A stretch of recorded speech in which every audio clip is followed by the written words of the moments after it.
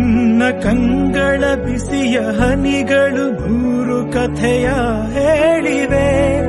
ನಿನ್ನದೇ ನೆನಪು ದಿನವೂ ಮನದಲ್ಲಿ ನೋಡುವ.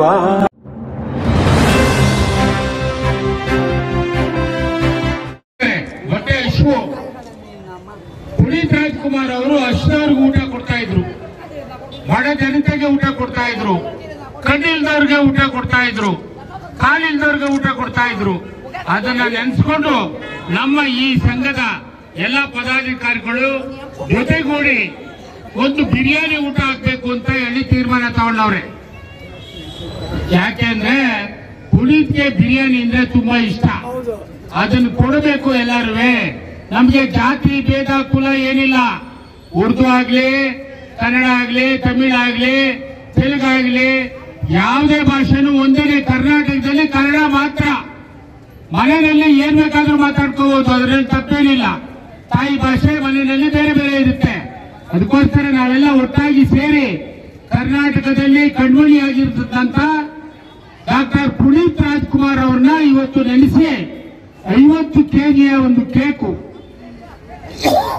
50 ಕೆಜಿ ಕೇಕ್ ಅನ್ನು ತಗೊಂಡ್ಬಂದಿದ್ದಾರೆ. ಇಲ್ಲಿ ರಾಮ್ ಪ್ರಸಾದ್, ಕಳಿಮಲೆ ಶ್ರೀನಿವಾಸ ಅವರ ಸಂಗಡಿಗರು, ಮುನ್ರಾಜು, ಇವರೆಲ್ಲ ಸೇರಿ, ಗೋಪಾಲು, ಐದಾರಸ್, ಗೋಪಾಲು, ಚಿದಾನಂದು, ಮಧು, ಇನ್ನೂ ಅನೇಕ ಜನ ನಾವೆಲ್ಲ ಸೇರಿ ಇದನ್ನ ಎಲ್ಲರಿಗೂ ಸಿಹಿ ಹಂಚಿ ಆಮೇಲೆ ಊಟ ಹಾಕ್ಬೇಕು ಅಂತ ತೀರ್ಮಾನ ತಗೊಂಡವ್ರೆ.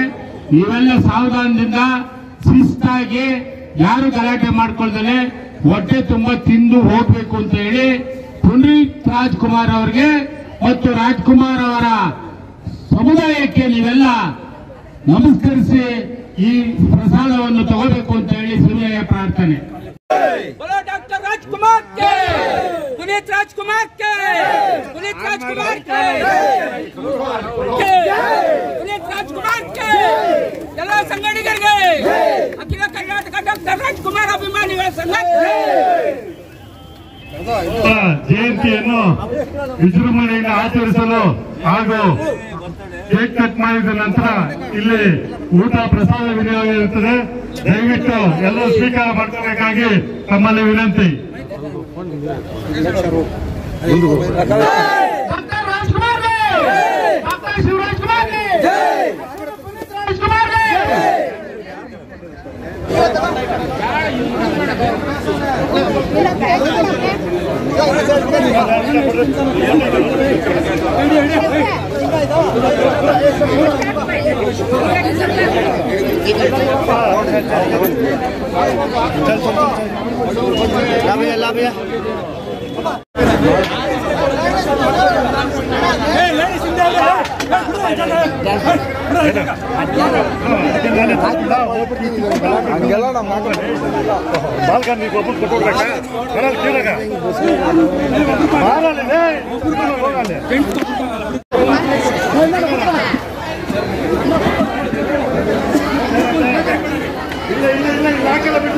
ಅಲ್ಲೇ ಹೋಗ್ಬೇಕು, ಆಗ್ತದಂತೆ.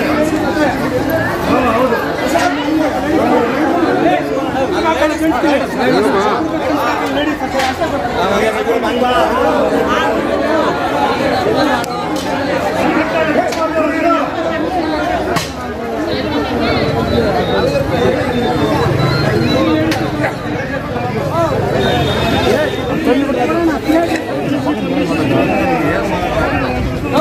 ಅಲ್ಲಿ ಯಾರು ಕೆಳಗೆ ಪ್ಲೇಟ್ ಕೊಡ್ತೀವಿ.